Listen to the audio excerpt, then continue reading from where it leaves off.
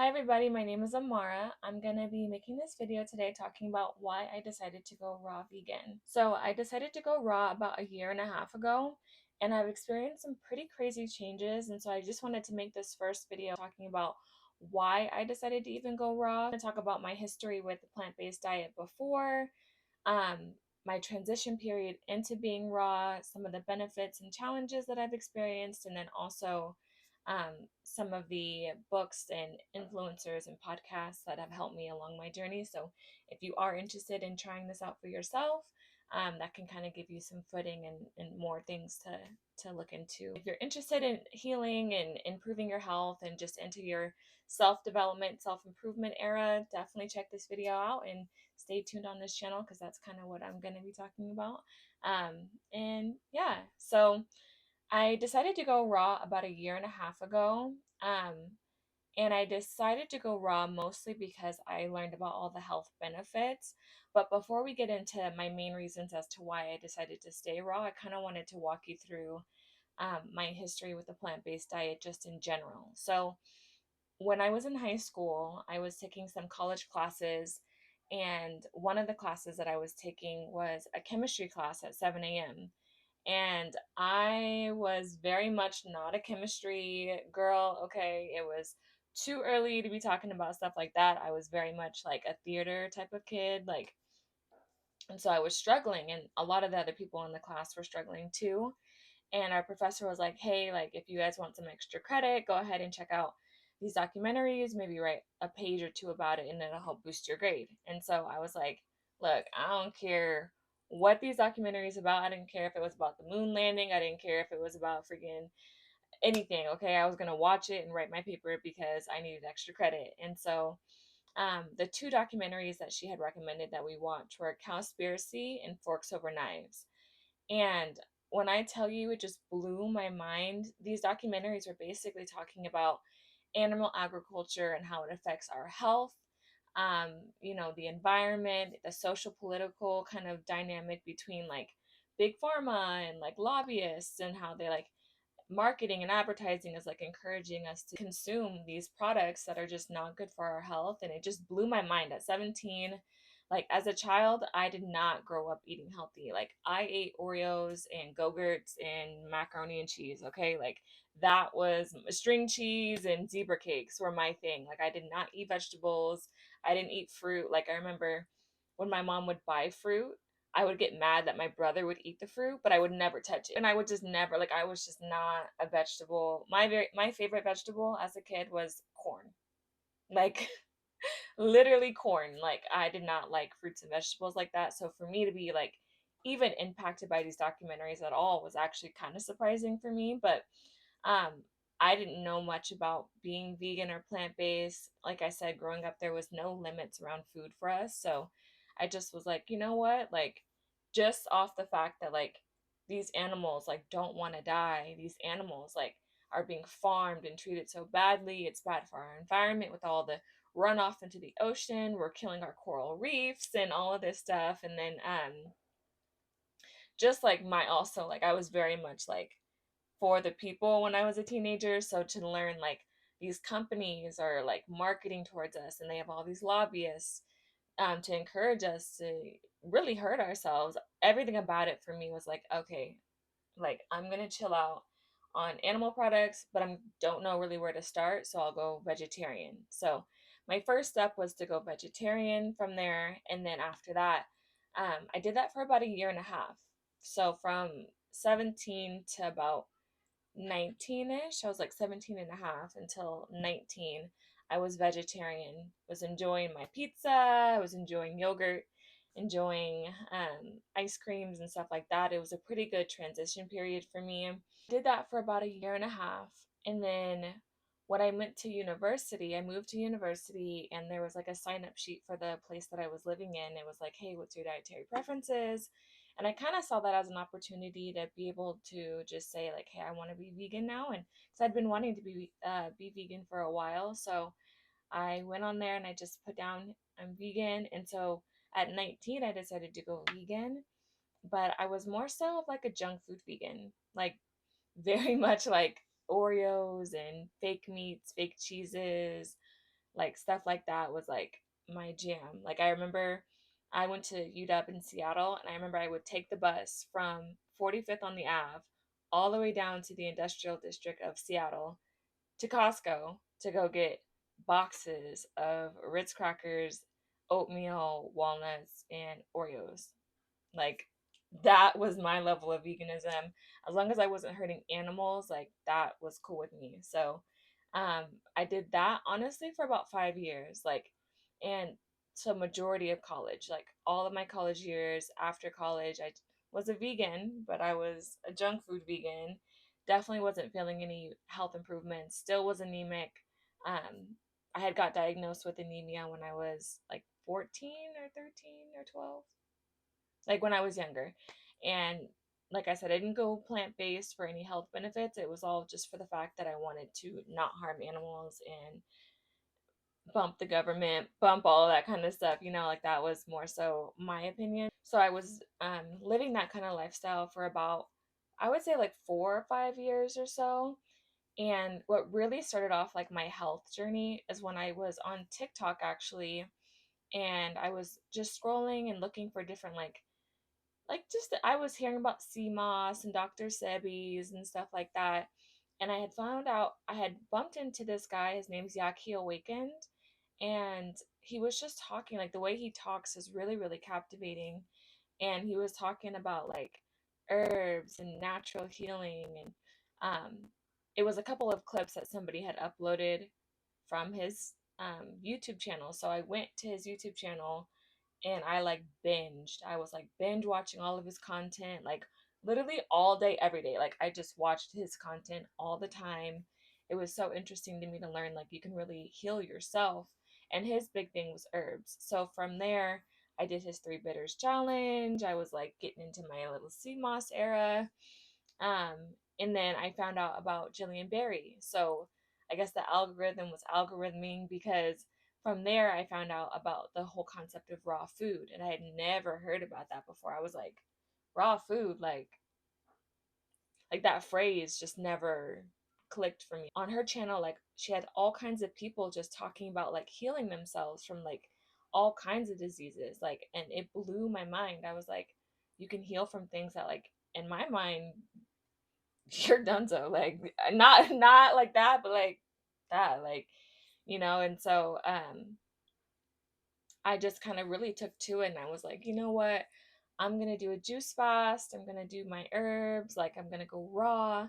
It was so inspiring to hear all these people like share their stories seriously, and to where I was like, you know what? If I can be a junk food vegan, feel terrible, like my skin was really bad, my digestion was so, so bad. And like I said, I was eating a lot of like fake meat. So, and beans and breads and fake cheeses and stuff like that. So, I was like, you know what? If I can commit to eating Oreos for breakfast, I can commit to eating fruit and tea and drinking tea and stuff like that too. So um, I decided to do my first juice fast, and that was from December, like right before Christmas. So like December 23rd up until late January 2023. So this was, yeah, in 2022. And I felt so good. Like it was so transformative for me to like not feel like I was dependent on.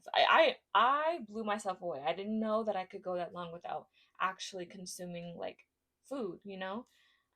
You're still consuming energy. It's not like a true normal fast.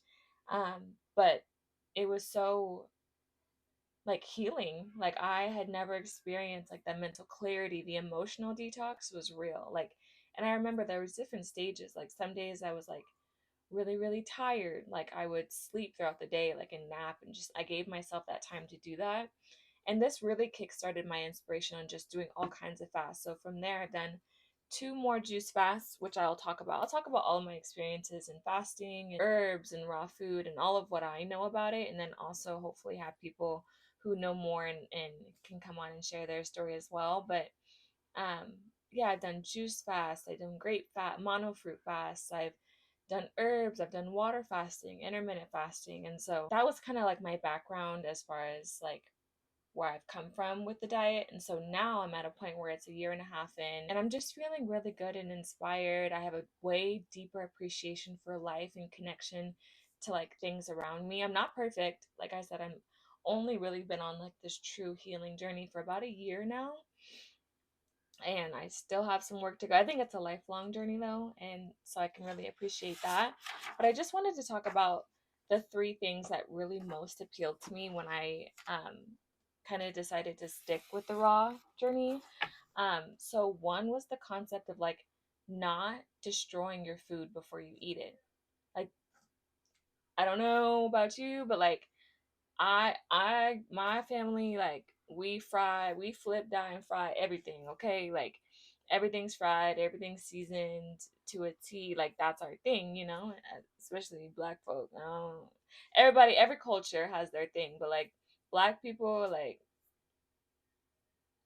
that's what we do. Like, and so, the idea of like not passing your food through flame before you eat it, so that it has all of its vitamins, minerals fully intact, um, and so that your body can assimilate it in its natural state, in its purest form, while it's still quote unquote. No, I wouldn't say it's still living, because if you pluck it from its life force, then it's dead, but it still has a higher energetic frequency than say something that you've stir fried and seasoned and all of that. So one, the idea of eating undenatured food, like your food is full, has its full life force available for you. And I also learned like the frequency of foods as well. Like I didn't know that foods vibrate at a certain frequency. Like our bodies vibrate at a certain frequency. And so that for me has been one of my biggest reasons as to why I'm staying raw. Just because I like when I look at like burgers now, I'm like, that's not food. That's not like the energy that we're taking in from that is so low. It's way, way, way, way below our own body's resonant frequency. So when you eat food that has a higher vibe, especially the fruits, um, it just does something to your frequency, right? The law of homeostasis, everything wants to equal out and be level. Well, it's the same thing with your food, and what it does to your body. So that was my first thing. And also, I want to talk about eventually, like, we have this thing about, like, I don't know, like, who convinced us that we have to pass our food through flame, through fire? Like, we could talk about it. We could talk about it because that's weird. That's weird to me.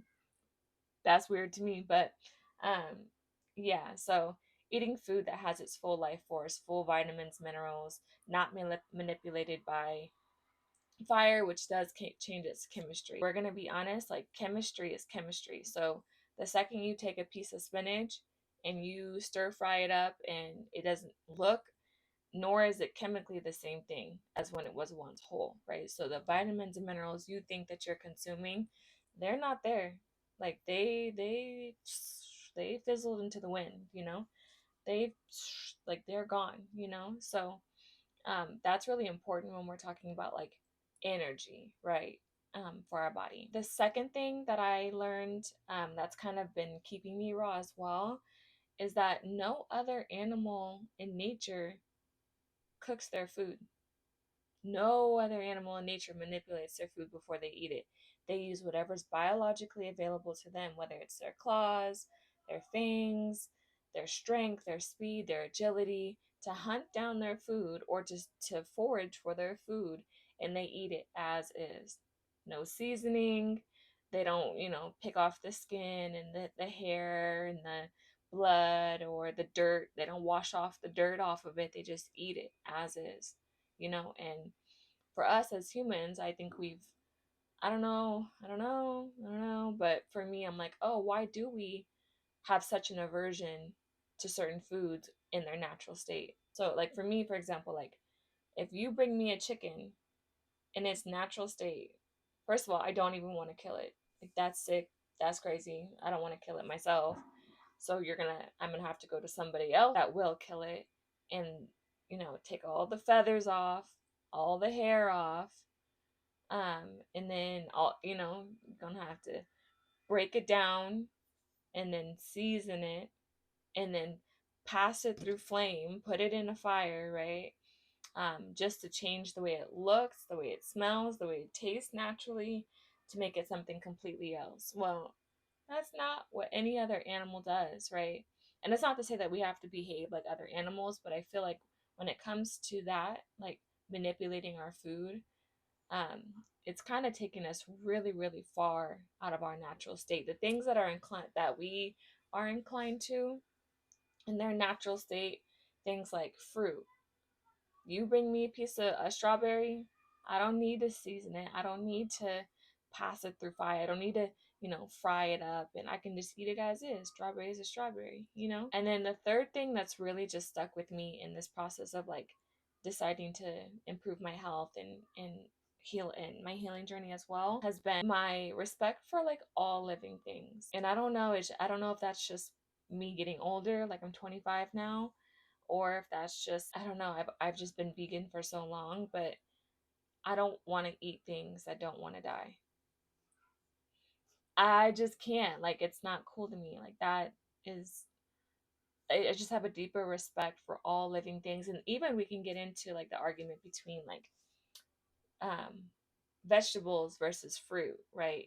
Vegetables and the whole plant being itself produces fruit as a reproduction mechanism, right? They say, hey, eat this part of me so that I can continue on with my life. The idea is that we eat it, we walk off, we go on our journey, and then we poop it out, and that plant and that poop turns into soil. It goes into the soil, turns into fertilizer, and that plant can go and live its life, on the earth in a new location and extend, its life. But um, yeah, I don't know, just having a respect for nature and harmony and as a whole, like I just could never imagine one eating an animal that doesn't want to die. It's just I can't do that, but also like just the relationship I have to my food now, I just appreciate things in their entirety as is. Like I don't need to go and manipulate my food for it to taste good. I don't need to, and it's just I think holistically like things kind of come together a little bit better now. Um, than before. Also, I wanted to talk about some of the benefits and challenges that I've had so far on this diet. Some of the benefits that I've experienced have been my mood. Like day one, I would say like within the first week, I noticed my mood was like just neutral. Like, and that was when I was doing my juice fast. That was like the first thing I did in my healing journey. I just felt like my base level emotions were just neutral. Whereas before, I always had like this kind of like this steady like stream of anxiety. Like I was just always kind of on edge. I would definitely say that my mood has improved tenfold. My digestion as well. Now, I will say my digestion has been like a work in progress. I would say I recently had a breakthrough in the sense of like when I eat, I don't get as bloated now. But like when I eat vegetables, I still get bloated, and my digestion is slower on vegetables than it is fruit. But my digestion has improved significantly in this year and a half, eating a raw diet. So that's been good. My energy, my mental clarity has been really good too. And like I said, just my harmony with my environment has been really um, it's like a perspective I didn't have before. Like before, I literally was like a little bean just walking through life, like just here, just doing the like just living life. But like now I have a deeper appreciation for myself, a lot more self love, and things around me too. So it's been really good. Some of the challenges though that I've experienced, planning. Like on this diet, you're definitely gonna need to plan what you're gonna eat. Like if you, it's not the same. We can't just wake up and like it is what it is. Like you will hit a point where you're hungry, and if you're on a really restrictive diet, it's not restrictive, honestly. I think it's really abundant with the options that we have, and it's so much more like fulfilling and satisfying, I think, to eat this way. But if you don't plan for it and you don't know what you're doing, like you will definitely run into some challenges. And so I would encourage you to just, and that's with any diet, like if you don't take the time to say like, hey, when am I going to eat, at what hours, what am I going to eat this week, like so I don't get stuck eating the same thing over and over and over, um, you know, you're gonna have challenges. So the same thing with on a raw vegan diet, I would definitely say take the time and say, hey, this week I'm going to have these 3 meals for dinner. And then you can have those same things the next day for leftovers. But it'll get you through the week. And then, mix up the fruits, whatever seasonal fruits that are available, for breakfast, lunch, and then snacks and stuff like that. So definitely plan. And if you're going to go out, like one challenge that I've had recently is like, I go out like on Fridays and Saturdays, but like I'll be doing 1,000 things beforehand and I don't stop and like prepare a meal before. So like not only planning, but like prepping too, like meal prep. Trust me, it'll save you a lot of heartache and headaches. So meal prep for sure. And then another challenge that I've had is like finding people who understand the process and the journey that you're in. Like people don't always understand like why you would choose to live this way, and it also makes them like kind of reflect on their choices. And so when you get around people and you're like, oh no, like I'm okay, um it might, it just makes your circle smaller. So like that's been a challenge for me, and I can't honestly say that I have a full solution other than just lean into your truth, and you got to be um, very true to yourself in this process and in this journey, because you are going to meet the majority of the world is not going to choose the same thing that you choose. And so definitely when you have people like, so one thing I will say though is if you have like Facebook, go on Facebook and look at the different raw vegan meetups and find community online. Shoot, leave a comment down below. I'll be your friend. If you're on a journey in this journey and you're looking for a friend to talk to, I would love to be able to talk with you and support you in your path and that kind of thing.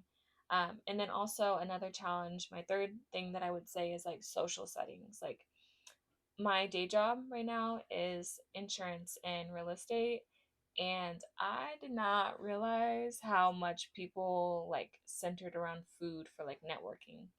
Like when people want to like get to know each other and hang out and that kind of thing, like people really really really like love to go out to eat, go out to get drinks and stuff like that. Well, that's not really my MO. Like that, it makes it a little bit more challenging, but always look for like a salad or the teas and things like that.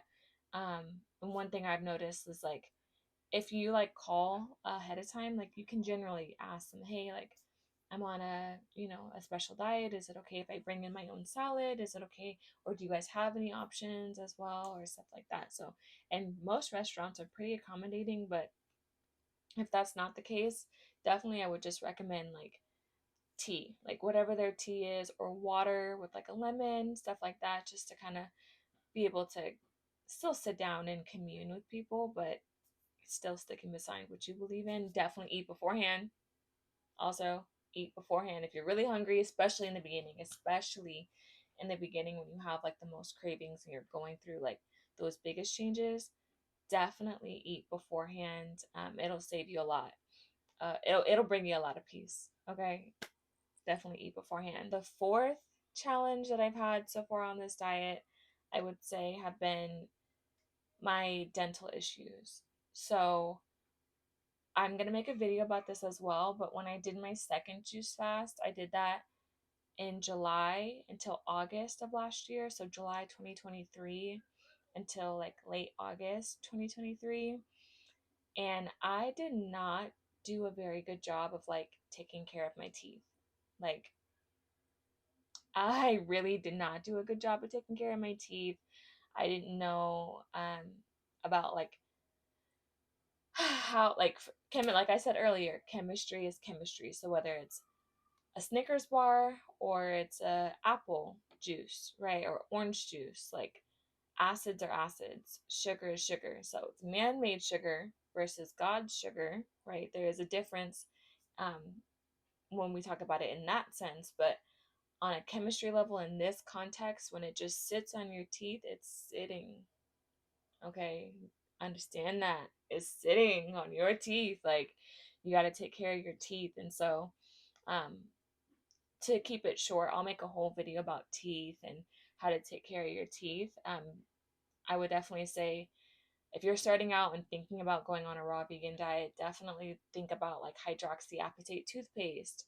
Maybe consider sticking with a little bit of fluoride as well, because it does have that anti-cavity protection. Definitely look into oil pulling. Like I've been oil pulling. I'll make a video about that as well, because I had a whole thing about oil pulling. So long and short, it gave me high cholesterol, but I might just be silly. So I don't know. I might have been doing it wrong. So but definitely hydroxyapatite toothpaste. That'll help remineralize your teeth. Fluoride toothpaste, maybe, if that's your jam, if you're okay with that. It might help protect some against some of those cavities and that plaque buildup. Definitely look into like oil pulling. I would definitely say a water pick, flossing, rinsing your mouth out with baking soda is another thing too. If you're eating a highly acidic diet, just going ahead and swishing with baking soda that's still active, not expired. Okay, keep it in the fridge. But yeah, so what I say, my challenges with my teeth have deterred me from being raw vegan? No. Would I go back and do things differently in the beginning? For sure. For sure. So, um, those are some of the benefits and challenges that I've had so far. 100% worth. I think that whatever we go through, we grow through. So even with the challenges of like community and my teeth and things like that, I think that those are all things that kind of you grow through in time. I've always been one to have dental issues too as well, so it's not like something that I just started having. It's been that also is a reflection of your lymphatic system too, so we can talk about it. Okay, lastly, I wanted to end off this video with some content and resources for people who might be interested in learning more about the raw vegan diet and things of that nature. So Yahki Awakened, he's so good at lecturing. He's very, very knowledgeable. He's a great healer. He's here on YouTube as well. Dr. Morse, Dr. Robert Morse, he's been a healer for a few decades now, and he has some pretty incredible healing stories. Very much like a grandpa figure, and super knowledgeable in all of the things that he talks about as far as fruit and fasting. Yaki's big on herbs, fasting, and fruit as well. And then Gillian Berry, her channel literally changed my life. I love her. I actually got to meet her last summer when I went to her meetup in California. So that was really, really fun. She's definitely a light worker. She has a ton of people on her channel that just talk about their healing experiences and their relationship to plant-based diets, mostly raw. People who go on there are usually mostly raw, high raw, lots of juice fasting and things of that nature. But yeah, so definitely check out those guys. So I would definitely recommend this book right here if you're looking for some more content as far as like the fruitarian diet and how it helps with our body and healing and things of that nature. I also have another book, The Grape Cure. I'll put it right here. I don't have that copy actually. I let my friend borrow it. So the Grape Cure is another really good one that talks about fasting. This book, the Detox Miracle Sourcebook, are some great resources if you're looking to get more into health and healing.